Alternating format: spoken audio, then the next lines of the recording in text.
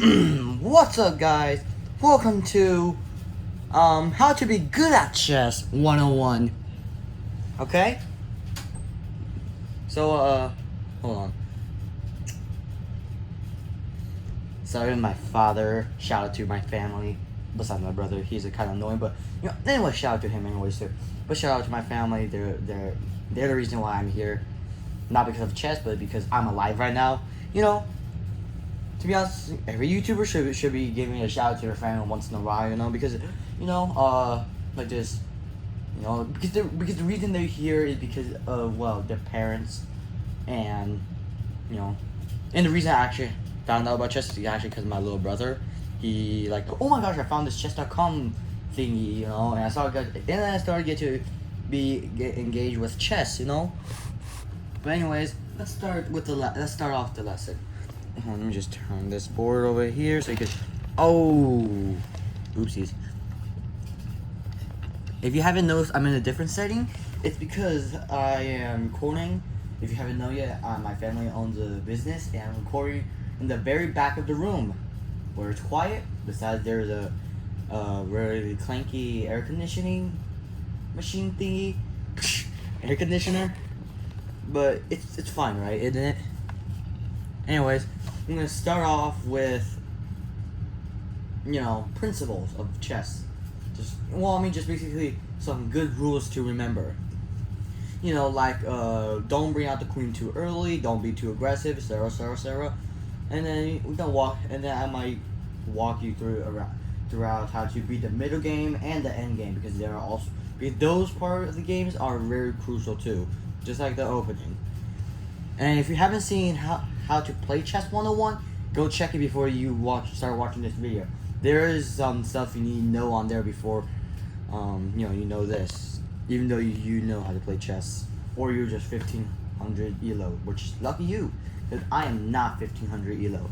I'm below that. Anyways, let's start.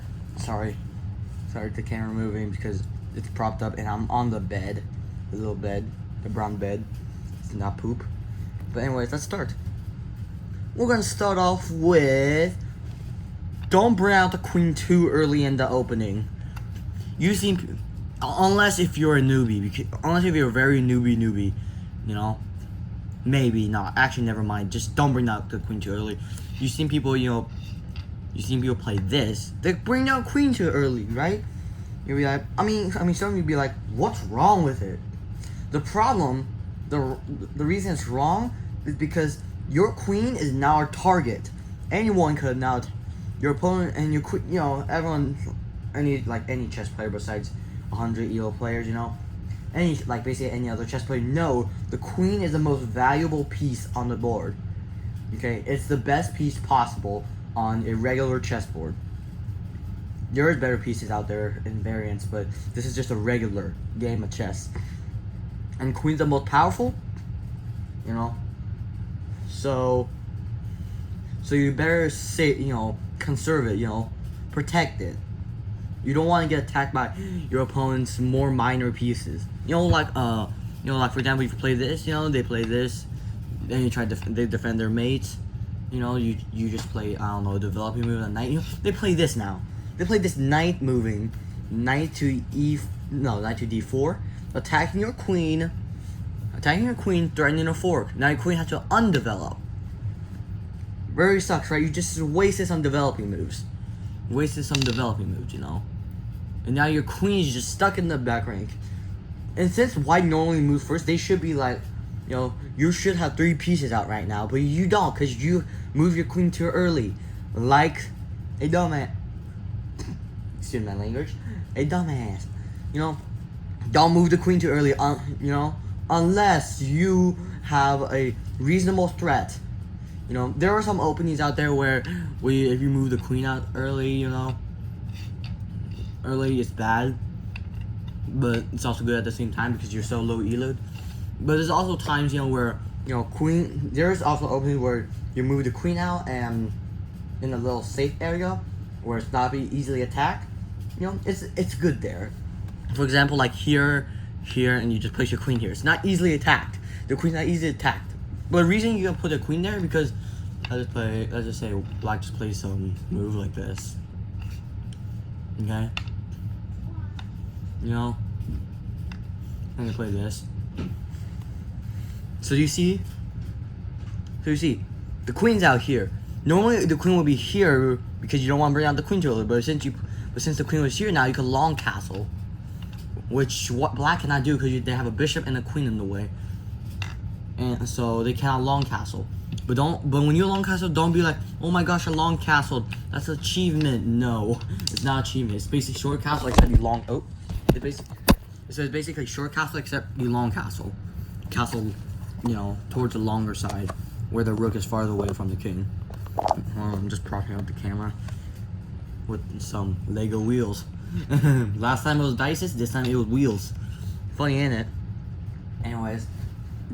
We're just saying I'm making a playlist of all these lessons I'm gonna be making throughout for like, you know, beginners and lower intermediates, you know, intermediates like 800s, 900s, you know, not 900s, maybe 900s, but you know, like 100 elo to 800 elo. Those people, they should watch those lesson videos, you know. They can help you improve with chess, you know, give them some power, you know. Let them crush their opponent. Anyways, let's continue to the next little lesson. We're gonna start off with control the center if possible. So you see this, you play, hold on, let me just tilt the board this way so you can see the board a bit easier, the whole entirety of board. Okay, you play e4, that's e4. Okay. You know, I'm just gonna hold up the camera myself. Alright, you play e4. Well, it's gonna be wobbly because I'm holding up with my own hand and I don't have any phone holders or this iPad. It's an iPad. The reason it's an iPad is because, you know, so I could post videos and it's just in the layout. The camera will be like this. But anyway, e4. You know, and your opponent plays e6. This is actually known as the French defense. It's a pretty boring opening, and it is open, but it's an opening though. It's for two people. It's for high level. It's either for high level players who wants to draw a game, or low elo players who just gonna blunder multiple pieces. I mean, isn't that what all like 100, 200 elo players do? I'm not trying to roast ya, but maybe I am. But anyway.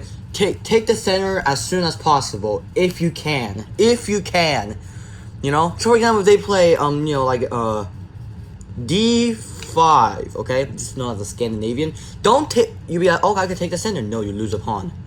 That's also called, I think it's called a Burnside defense or something like that. I don't forget what it's called.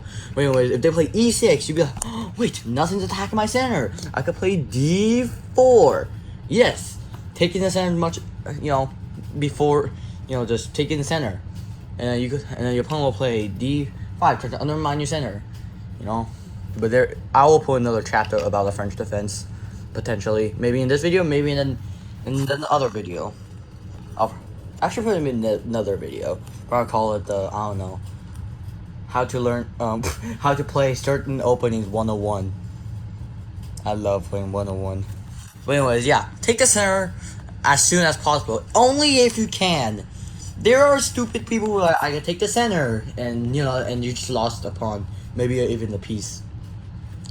Anyways, let me just put my my iPad down. Sorry, my hand's covering the camera sometimes. Okay, that's propped up.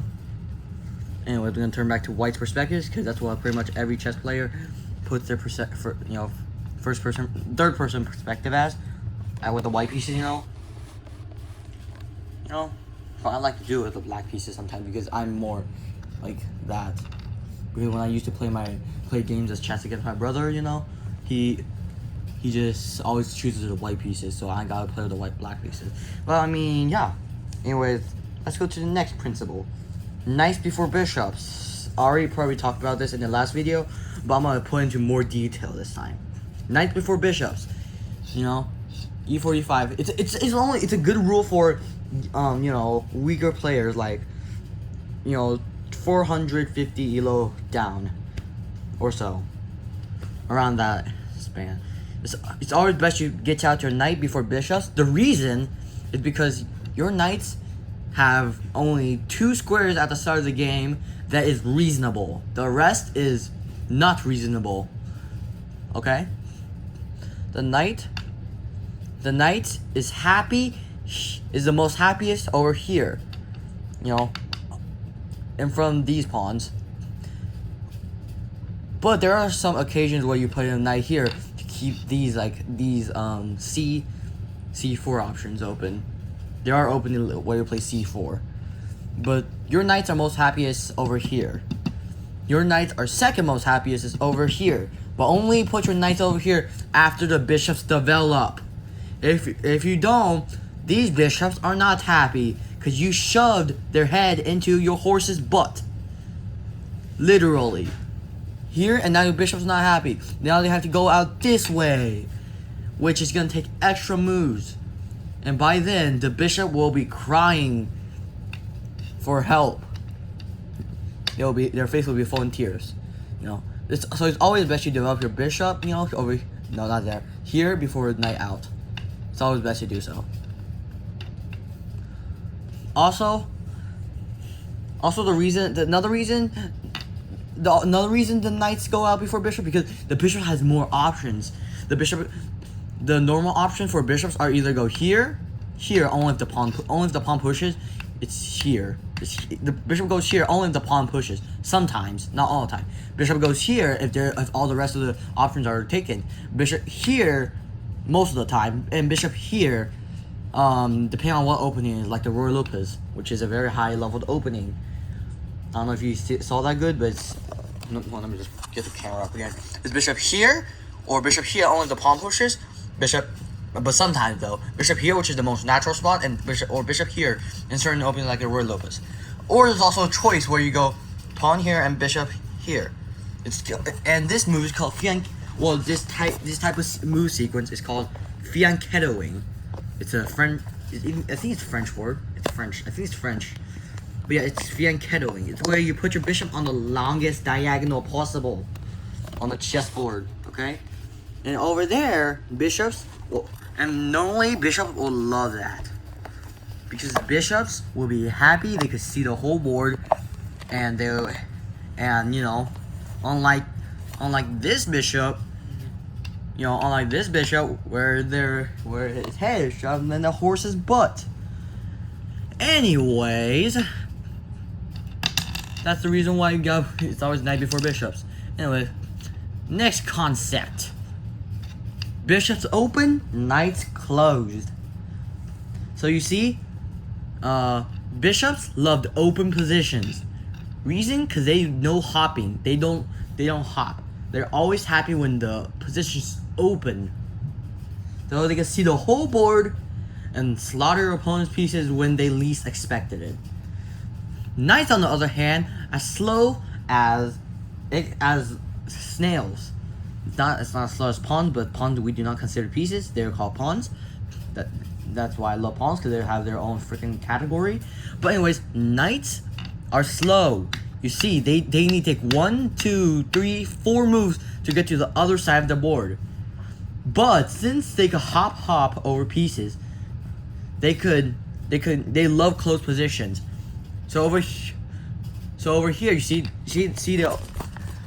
the positions open, right? The bishops control a lot of squares. You know, these squares all control, and you know there also could be some tactics with this. But on the horse's hand, you know, the horses control less squares. Okay, the horses like a long while. You know, they just aren't that fast. But what if I change the position up a little bit? Okay, let's just say let's just say this position happened somehow.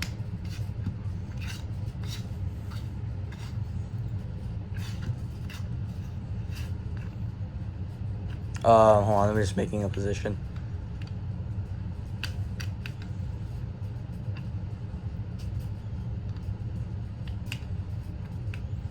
But let's just say this position just happened somehow. Okay, I'm gonna take away black's knights, but we're gonna take away white's bishops.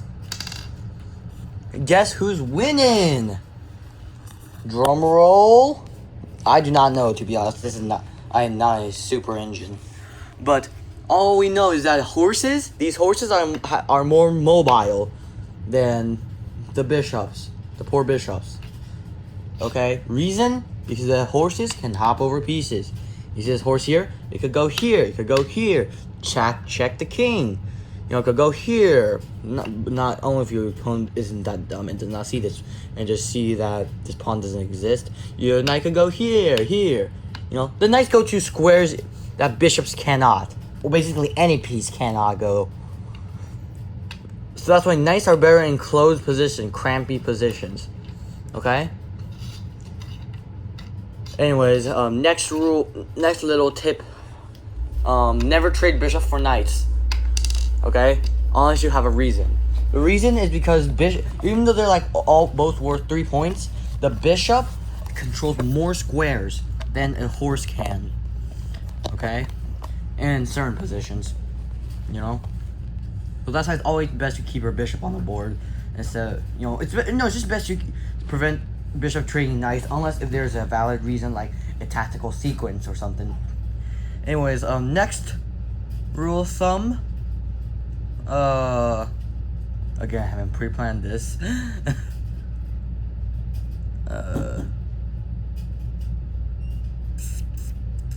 You can skip forward the video if you want.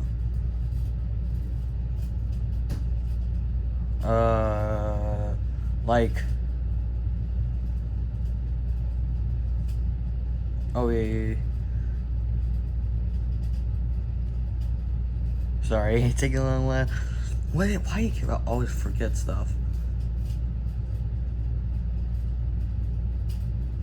Oh yeah.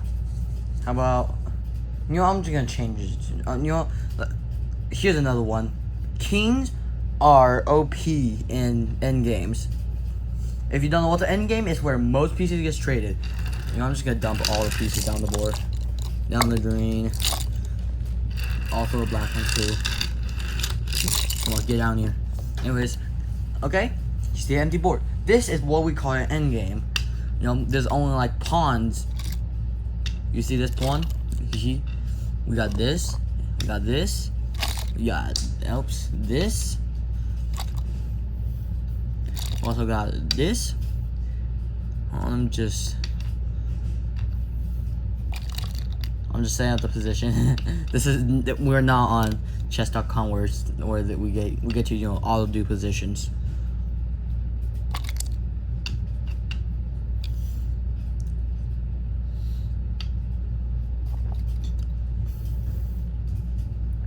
Okay, this is what we call an endgame. This is just a pawn and king endgame. Okay. This is just simply pawn king endgame. Okay, what you see here is, so what are you seeing here is black being up a pawn, but guess who's winning? Guess who's winning? White. Reason why is because white's king is more active. You know, it's more into the center than black's king staying in the corner cozily.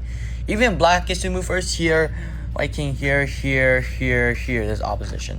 Wait, if white moves first, here, here, here, here, here. See, white's king is very active, you know, and can easily gobble up these pawns, promote a pawn, and just simply win the end game. But let's just say we add a couple more pieces. Let's say some horses, you know, because why not a horse? Like a horse here, and let's move the king here.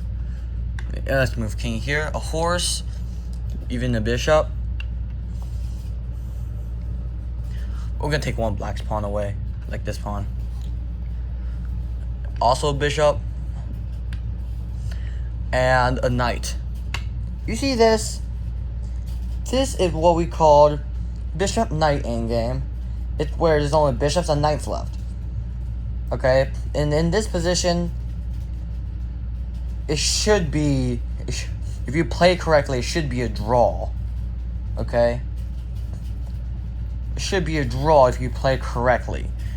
But now let's get to next concept anyways.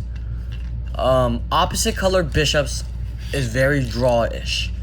Depending on what it is, depending on what situation is, I can guarantee you 95% of the chance, well 99 actually, 99% of the chance, opposite color bishops are draw.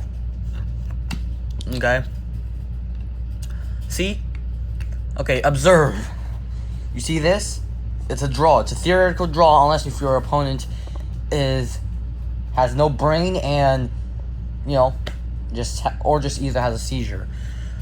But overall, it's just a draw. The reason is because the bishop protects their own pawn, and the bishops can never get each other. That's why it's a theoretical draw. But there's also, okay.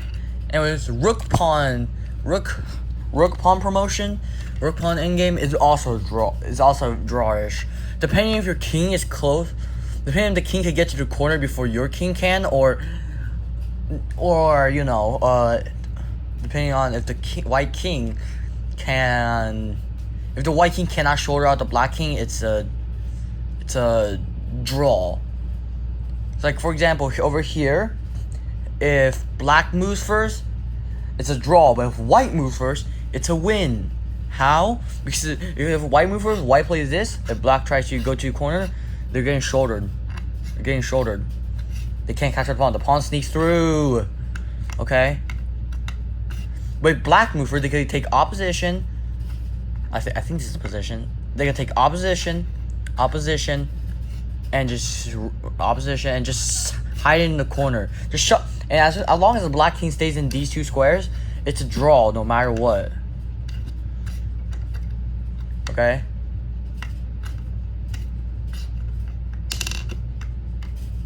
Even this. Check. The black king just goes back, and it's a draw.